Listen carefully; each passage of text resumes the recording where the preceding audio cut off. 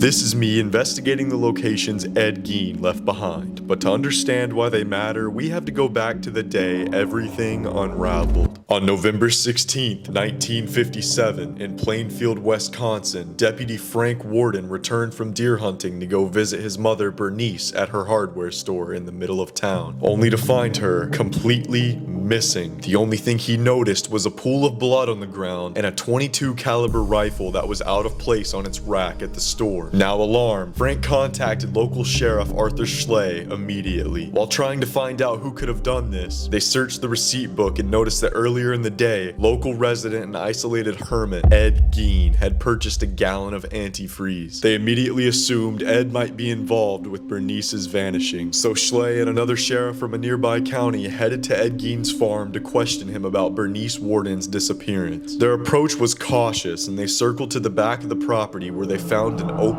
door to Ed's woodshed. Inside, a scene of nightmares awaited them. Dangling from the rafters of the shed was Bernice Warden's decapitated body, hung upside down, wrists tied by ropes and ankles secured with a crossbar. Her torso was gutted like a deer, and her head was found in a burlap sack with nails hammered in each ear, looking like it was ready to be hung as a trophy. Ed Gein was shortly arrested after the gruesome discovery, but what was found in his house by the Wisconsin State Crime Lab was more horrific than any of them could have ever imagined. Inside of the Gein farm home was 9 face masks made from human skin, bowls made from human skulls, organs in his refrigerator, skulls on his bedpost, human skin covering several chairs, 10 female heads with the tops sawed off, 9 private parts kept in a box, a belt made from human nipples, an entire wearable skin suit, and a lampshade made from a human face. Word of this caught like wildfire, with national media coverage like Life and Time magazine covering the story. Ed became the first serial killer to be broadcast by mainstream TV, making him a cultural phenomenon. And his pop culture influence kept growing over time, with names being given to him like the Plainfield Butcher or the Grandfather of Gore and countless others. And not only that, but he inspired the horror genre as a whole, being the inspiration for the characters of Norman Bates from Psycho, Leatherface from Texas Chainsaw Massacre, and Buffalo Bill from The Silence of the Lambs. But who really was Ed Gein? What led him to become the twisted monster who shocked the world? To find out, I traveled to Plainfield, Wisconsin, to where it all began. So on this property is where the home of Ed Gein once stood. It is believed, and based off of all the pictures that we've seen, that this is exactly where the house once stood, right here. So this was basically the root of Ed's story. Ed Gein was born on August 27th, 1906 to George and Augusta Gein, and his father was a raging alcoholic that wasn't a very great father figure for Ed at all. And so the parent that Ed looked up to was his mother Augusta, and she was heavily religious, but for all the wrong reasons. She had very weird ways of thinking. Ed and his older brother Henry, they were mocked by their mother for trying to socialize, for trying to make friends, for wanting to kind of build a life outside of their home that was once here. Basically, when they were kids, they were picked on. Ed was bullied his whole life. He was definitely very socially strange. It's said by the locals that once lived out here that, yeah, it was just how Ed was. He was just a strange guy, but we could have never imagined what he was hiding in the house that was once here. Play with the kids. They'd jump on his back and he'd give them horsey back rides and things like that. He was just a nice, odd little man. Ed had a strange attachment to his mother. Even though she was verbally abusive, he was very attached to her in all the strange ways that you can think of. And this made him feel a lot of shame. Felt a ton of shame about himself, and that carried all the way into his adulthood. He loved his mother. That was his everything. She was his world. So when his mother passed away in December of 1945, he was very tore up. He had nobody. His brother Henry had mysteriously died a few years prior, and Ed was actually the one who called the police and reported him missing. But whenever the police got here, he took him exactly where he was, and he died in a mysterious fire. There's just a big speculation that that was Ed's first real kill. So when Ed lost his mother, he became an isolated hermit. People didn't really hear too much from him. For years, he was isolated in this home, and he boarded up and cornered off the rooms that his mother spent the most of her time in. He only used a select few parts of the house. Most of the house was guarded up, and a lot of the rooms weren't used for years. But Ed slowly fell into insanity. That's when he started to dig up women's graves that resembled his mother, because he wanted to to resurrect her. And so doing so, he dug up these bodies and would perform these horrible experiments on them to create basically a skin suit, and he would wear it to try and pretend to be his mother. The most horrific details of all of this were the things that were found in this house when Ed Gein was inevitably caught. All that sat in the house that was once here. This was a house of horrors. This was no short of horrifying. And after he got caught, this became a big tourist attraction. People came from miles to come and see this house. They wanted to see the house of horrors for themselves. And so shortly after all that started happening, they were gonna auction it all off, and there was a huge crowd of people that were coming to this auction. And there's belief that a local arsonist who didn't want this to become a tourist attraction like it already was becoming, took matters into his own hands and burned the house down to the ground. So the police confiscated a lot of what was in there, but all of Ed's actual items were burned to the ground, burned to nothing but ash, and this is all that's left of what the house was, just the land that it sat on. After exploring the Ed Gein property, the only thing standing that we could find were 2 random sheds, and after looking into it, I found out these were put up years after the Ed Gein situation. There's wood being kept in this one. It's strange. So who's keeping wood here? I don't know. Someone owns this property now. So with this being fully explored, we made our way to the locations of Ed's 2 convicted killings. The first one being Mary Hogan. Mary was the owner of the Foxhead Bar in Babcock, Wisconsin, a neighboring town to Plainfield. She was known for being a strong and foul-mouthed woman who had a good energy around her, and her bar was a hot spot for a lot of the locals, including Ed Gein, who regularly visited. But one thing always caught Ed's attention. Mary striked a resemblance to his mother. And on one night in 1954, Mary had just closed the bar for the night when Ed walked in with a .32 caliber pistol and shot Mary Hogan in the head,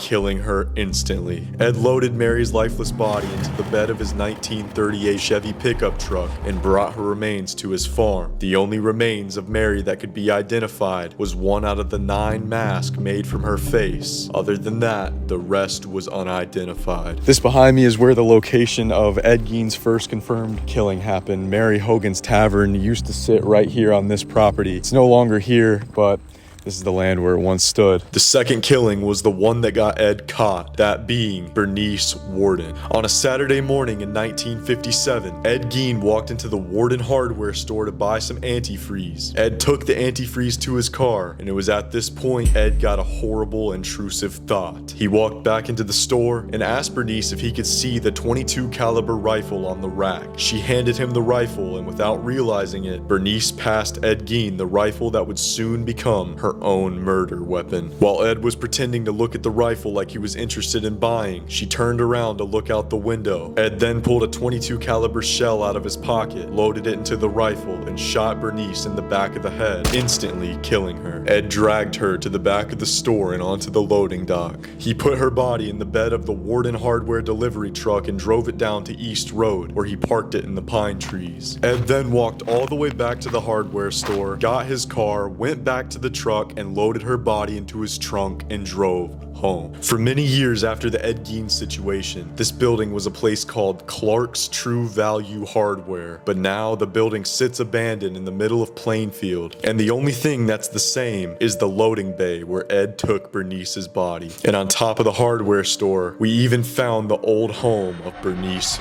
Warden. After seeing the killing locations, we headed to the prison-turned-museum Ed was brought to after his arrest. And this is actually where they took Ed Gein once they caught him. He was detained here for a little while, so we're gonna go see what it has to offer for us. We were nervous walking in here because from what I've seen, this place is normally against filming, and the locals around here aren't open to talking about Ed Gein at all. So what brings you guys here? Oh, we're just here to see the Ed Gein, so. On tours, we don't even bring him up because there's such people just get all upset. At first, it seemed like he was mad at us for even bringing him up, but thankfully he wasn't, and he unlocked the vault to show us firsthand where Ed was kept. We keep him locked up. Okay.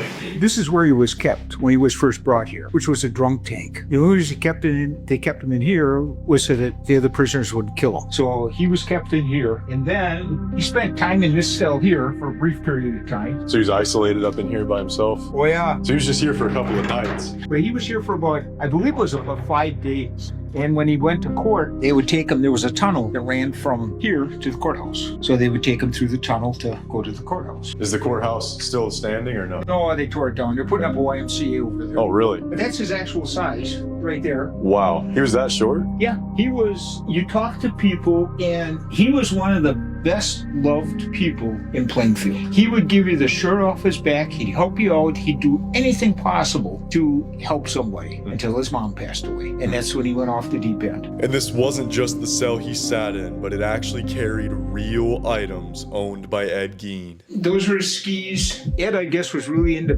he liked beans, so that's been here as long as I can remember. Okay. And are these some of his like actual artifacts right here from his house? Did they just get those before they tore the house down? Well, we got the shotgun from the Madison crime line.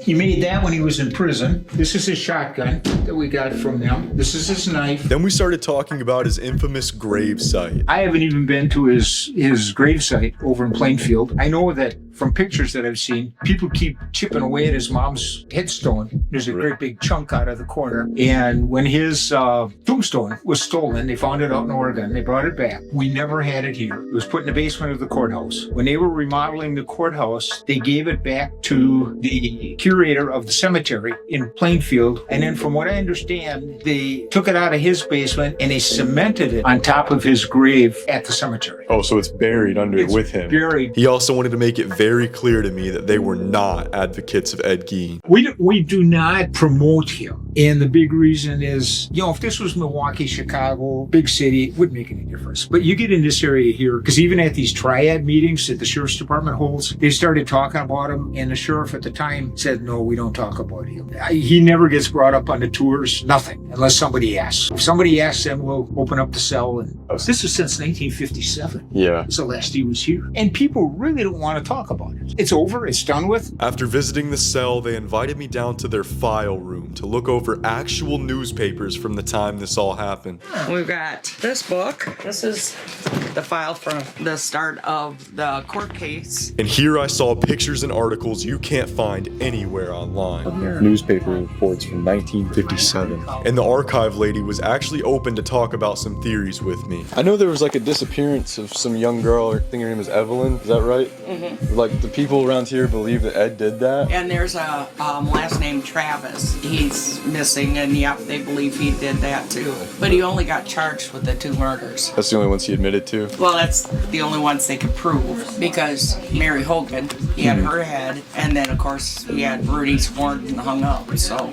and that's all they admit to, because he did not know he was doing it. Just so in it a was trance. like, it's like Mama took over. No, he was just in a different world. Drove him in just pure isolation, and there was no like TV or anything. Like, what was he gonna do? He was just sitting in there by himself, going mad. Reading true crime and terrible. German papers and stuff. Like when the were out doing. I know Jeffrey Dahmer, like a big reason he did the things he did was to like be a famous person. Yeah. But do you think Ed Gein did that? He wanted to become his mom because his mama was gone. But otherwise, he was a very nice guy. You couldn't ask for a better person. He'd drop whatever he's doing and help you in the fields. There's not much he wouldn't do for you. Mama died and that was it. After getting to talk to some locals firsthand, we told them we were going to go to the graveyard next, and what she had to say definitely had me on my toes. Well, if you're out to the graveyard, be careful, because somebody will drive out there with a gun. Really? Yeah, they don't want you out there. So now we knew to be extra careful going out to these infamous cemeteries with the craziest case of grave robbing I've ever heard. In 1947, 2 years after Augusta Gein had passed away, Ed began to trip into insanity. He claimed to start having strange visions and started to think he could raise the dead on his own. He even admitted to first trying to dig up his own mother, but failed because the soil was, quote, too sandy. So that's when he decided to take his trip here and dig up his first victim. That's Grace Begg's grave right there. This was the very first grave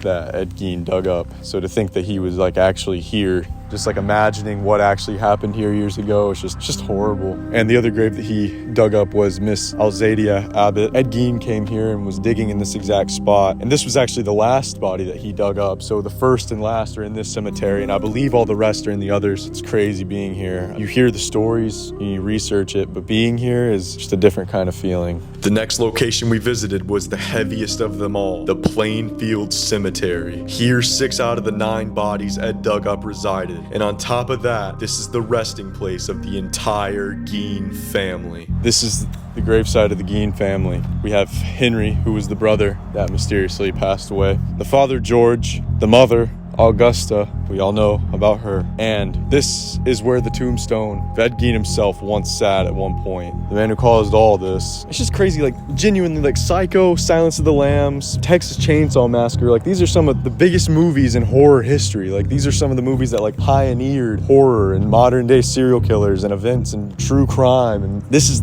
one of the guys that's like such a crucial part of all of it. This is his town. This is where all this legitimately happened, and this is worse than the movies. Like in my opinion, the movies, yeah, they're scary, but like this is real. It's horrifying to think that things are actually happening in real life like this. Look, there's chunks of the mom's grave missing. That's what they were talking about. See that?